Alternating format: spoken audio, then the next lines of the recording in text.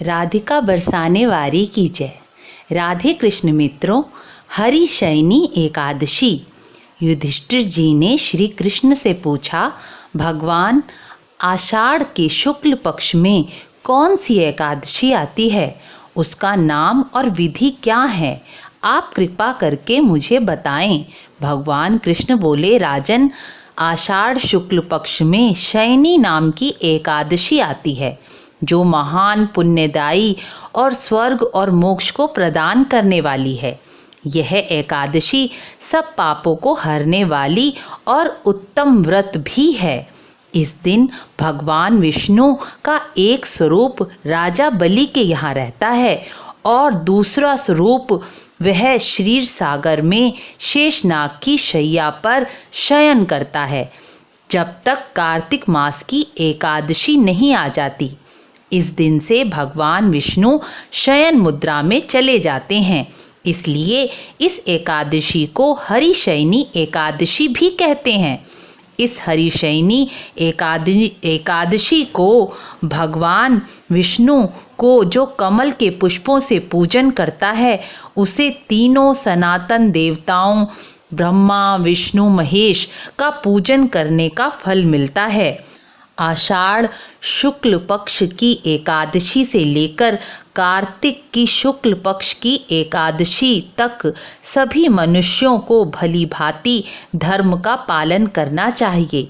इस 4 मासों में किया गया धर्म, पुण्य, दान, जप अक्षय फल प्रदान करता है। जो मनुष्य इस व्रत को करता है वह परम गति को प्राप्त होता है। इस कारण प्रयत्न पूर्वक यह हरिशयनी एकादशी का उत्तम व्रत करना ही चाहिए। इस दिन भगवान विष्णु के शयन में जाने से जगत के पालन का भार भगवान शिव पर आ जाता है।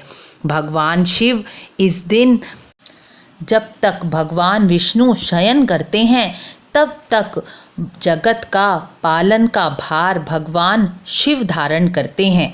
और जब कार्तिक मास की शुक्ल पक्ष की एकादशी आती है, उस दिन जिसे देव उठनी एकादशी भी कहा जाता है, उस दिन भगवान विष्णु के शयन से उठ जाने पर यह भार दोबारा, जगत के पालन का भार दोबारा भगवान शिव विष्णु को दे देते हैं।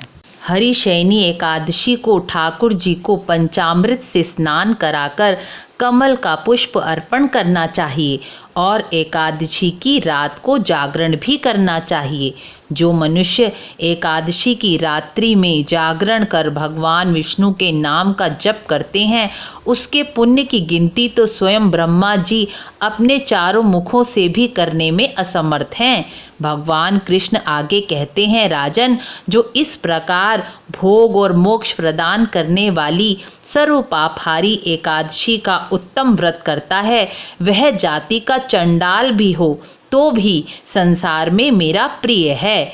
जो मनुष्य इस एकादशी के दिन पीपल, तुलसी, शिवलिंग पर दीपदान करते हैं, वह मेरे अत्यंत प्रिय होते हैं। इस दिन से चतुर्मास भी शुरू हो जाता है।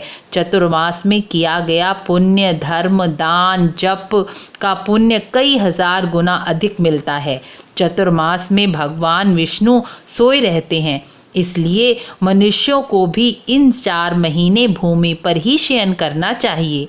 यदि आप ऐसा नहीं कर पाओ तो कम से कम एकादशी व्रत और त्योहार के दिन तो अवश्य ही भूमि पर शयन करना चाहिए। चौमासे में दीपदान और पलाश के पत्तों पर भोजन करना भी अत्यंत श्रेष्ठ है। जो ऐसा करते हैं वह भगवान विष्णु को प्रिय होते हैं। सावन में साग, भादों में दही, क्वार में दूध और कार्तिक में दाल का त्याग करना चाहिए। जो चौमासे में ब्रह्मचर्य का पालन करते हैं वह परम गति को प्राप्त होते हैं।